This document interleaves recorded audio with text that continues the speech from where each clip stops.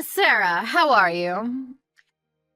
The funeral you held for your mother was lovely. It must have been a lot to deal with in such a short time. I'm sure she would have been very happy with it. Thank you for coming to pay your respects, Emily. It means a lot to me that you came all the way to see her. It was a good chance to see Stephen and the grandkids. And what kind of mother-in-law would I be if I didn't go?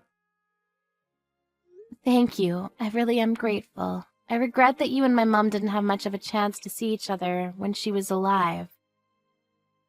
Yes, it really is a shame.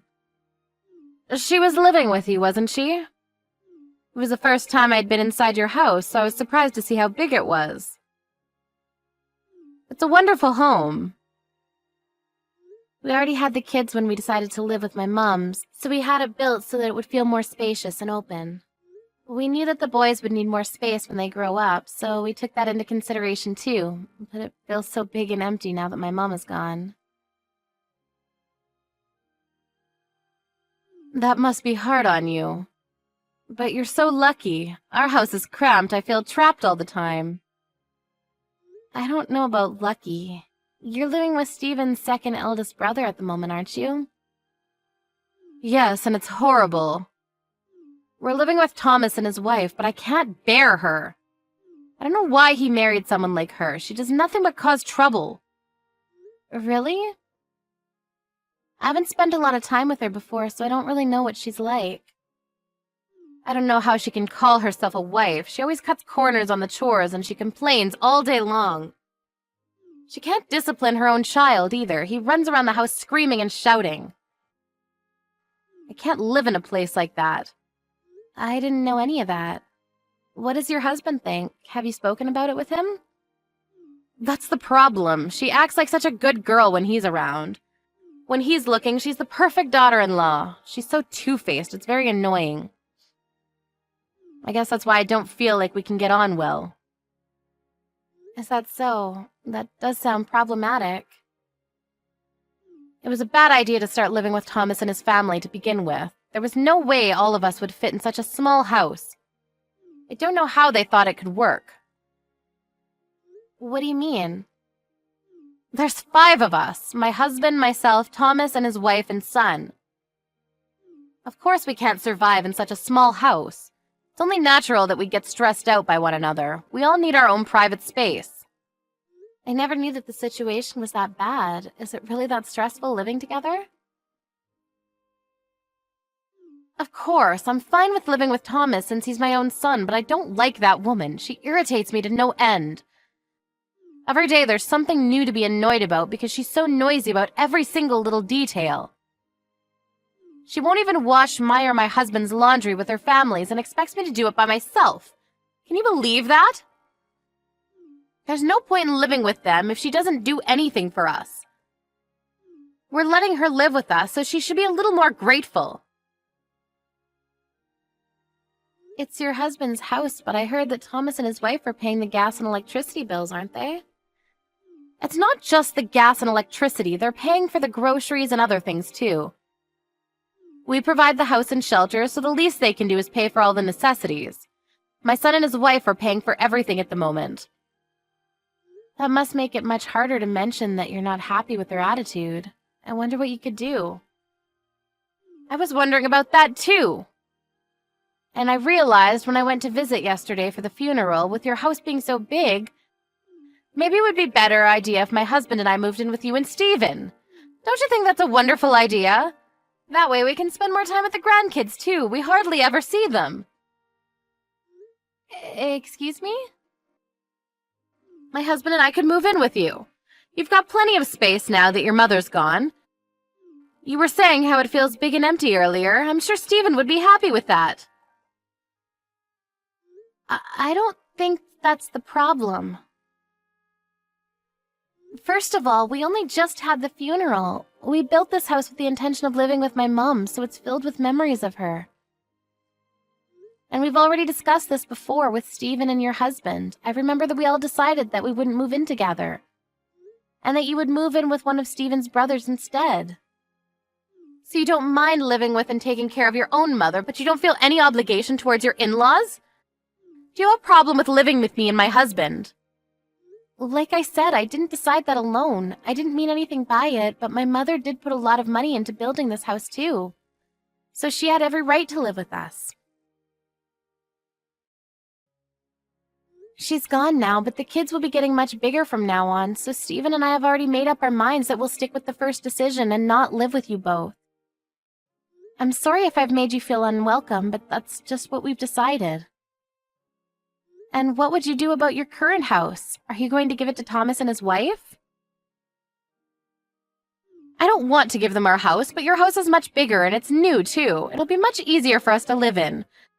I think it's a good idea for us to move in with you and Stephen. I'm really sorry, Emily, but I don't think that's possible. Living together will be a bit difficult for a lot of reasons. Why? What's the matter? What reason could you have to not live with us? Haven't you already spoken to Stephen about this? Stephen himself was saying that he didn't want all of us to live together. He was quite insistent on it. He always said that he didn't want to live together with his parents. This is why I have problems with you all. All 3 of the daughter-in-laws I have, and not one of them is respectful towards me. There's always one of you saying something insensitive like that. I thought that you were better than the other 2, but you're just the same. You don't think of us as family at all, do you? You're horrible. I don't think that at all. The biggest problem is that you have dog allergies. It's got nothing to do with you personally. We just can't have you staying with us when you can have a reaction. We have 2 dogs, so it really isn't possible for you to stay with us. That's why Stephen was so adamant about not living together. We've already gone over this before. I was fine yesterday, so there's no problem anymore. That was because we had the dogs stay with a friend yesterday while we had the funeral. We didn't want them causing trouble, and we knew you were coming, so we took precautions. Then the solution is simple. Why don't you let that friend of yours keep them? That way there'll be no problem for me to live with you. I'm sorry, what? You want us to just give up our dogs? Your husband's parents should be more important than some stupid dogs. Are you being difficult on purpose? If you want to keep your dogs, then you're just being selfish. Why don't you understand that you should prioritize us over everything? Please stop. I've had enough of your ridiculous comments. We won't let you live with us, and that's final. Do you realize that it's not your daughter-in-laws that have the problem, but you yourself? I know that you were living with Keith, your eldest son, until a few years ago. I also heard that you had problems with his wife, too. And that they had to go live elsewhere because of the stress she suffered. They moved out because they didn't want to live with you anymore. That wasn't my fault. You can't blame me for that. That was all her fault. She was flirting with my husband and trying to use him. I just made it clear that there are things she shouldn't do. On top of that, she didn't pay for anything when she first was living with us. She was asking us to pay half of the groceries and pay for half of the bills, just like Thomas's wife. I couldn't believe what I was hearing. She was requesting that we pay for things, even though we were letting her live in our house. It's not like she lacked the money. Both her and Keith were working. She could have paid for everything, but no, she was audacious enough to ask us to pay for half. I think that's normal. I don't understand what you're complaining about. Pardon? If you're going to live together, then it's only a matter, of course, that everyone puts some money forward. We were letting her live in our house. Why should we pay for anything? She should have been grateful she had a home. Why don't any of you understand that? All you want is money. My mom was paying for her own groceries and things. It was only fair since she was able to work still and had savings. It helped out a lot. She paid part of the cost of building this house and bought her own furniture instead of asking us to buy things she wanted. I don't care what your mother did, and Thomas is fine with paying for everything. Keith and his wife should have done the same. They're the ones being unreasonable. I heard that your husband is paying part of the bills at the moment. What are you talking about? Didn't you know? Because of the trouble you had with Keith and his wife, your husband's been paying for half of the bills and the groceries in secret. He's been handing it directly to Thomas. I didn't know that. Nobody told me anything about that. Why would he do that behind my back? He was apologizing to your son's wives on your behalf. Why? Why should he apologize? There's nothing to apologize for. He was apologizing because of the way you treated them and how you accused them of being gold diggers because they wanted you to pay for your own part. Even though it's not like you would be paying from your own pocket, you don't even work. So the one that would be paying is your husband. He apologized for how you forced them to cover all the bills and asked them to forgive you for your attitude. The only reason why they're being patient with you is because your husband is being so sincere. That's ridiculous! I'm right, why should he apologize when I'm only saying what needs to be said? I just got a reply from Steven and he told me to tell you that he'll call you when he gets back home from work. Steven said that he'll call me? About moving in with you? And about your inappropriate comments, I think. Are you kidding? What inappropriate comments? It's only been a week since my mum passed away, but you're already talking about moving in because our house is much nicer and bigger. Don't you think that that's a bit too insensitive? I haven't been able to call or talk to him in person about it yet, but I can tell that Steven's pretty angry. Isn't he going to talk about moving in together? Of course not. There's another major reason why he said that he never wanted you to live with us. It's not just about the dog allergy you have. It's because you stressed Keith's wife out so much that she got depressed. I haven't done anything like that. Whatever happened to that woman was her own fault. Day in, day out, whenever you saw her, all you did was complain about the things she did. You talked loudly about her behind her back and didn't give her a moment of peace. Even though she was working full-time, she still pulled off doing all the chores, cooking, grocery shopping, all because you complained that she wasn't doing enough. She worked so hard to get you to like her, but nothing worked. I heard that you often threw away the dinners that she made for you and cooked your own. No wonder Steven doesn't want you to live in the same house as me. I was still young back then, I couldn't help it. That's your excuse for driving a person to depression?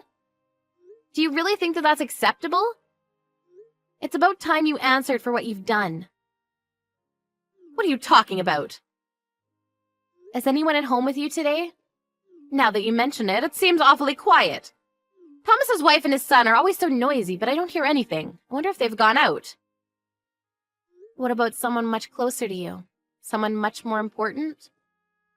Wait, I don't think my husband is home. I'm completely alone. Do you know where Richard is?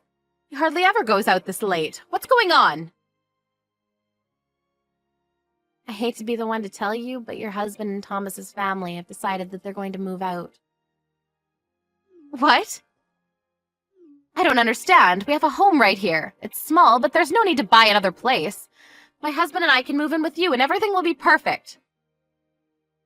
They say that they're going to move into a bigger apartment, just the four of them. You can't be serious. I haven't heard anything like that. I don't think they've told you. What am I supposed to do? Where do I go? The people you consider noisy have moved out for you, so you can stay in the house you've always lived in.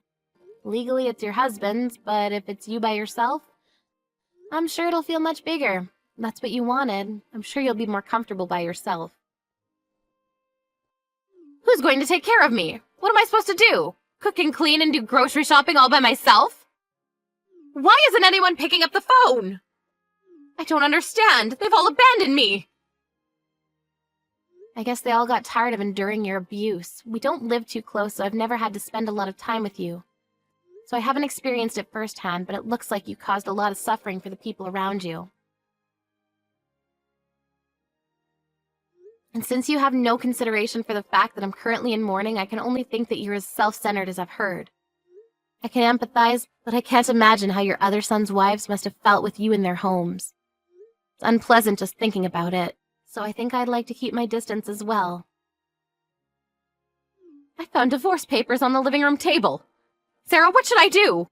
How can I make them come back? I can't do anything by myself. I think you should give your husband the divorce and let them live in peace. It means you have to pay all the bills and do all the housework by yourself. But that's what you get for not being thankful for the support you've had up until now. Your husband is graciously letting you live in the house he bought after all. Why shouldn't you pay for everything yourself?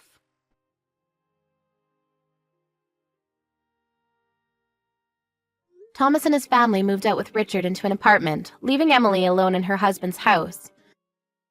The apartment they moved into wasn't as big as their old home, but they were able to live in peace and stress-free. So they all got on well and took care of one another. On the other hand, Emily had no choice but to divorce her husband at a late age. She tried begging Stephen and Keith for help, but her eldest son had already had enough of his own mother after she caused his wife to get depression and had cut ties with her a long time ago. He didn't answer any of her calls or her pleas for help. Stephen was furious with his mother after he found out how insensitive she had been towards his wife and told her to never call them ever again. Because of her own actions and her attitude towards the people that loved her, Emily ended up living a solitary life.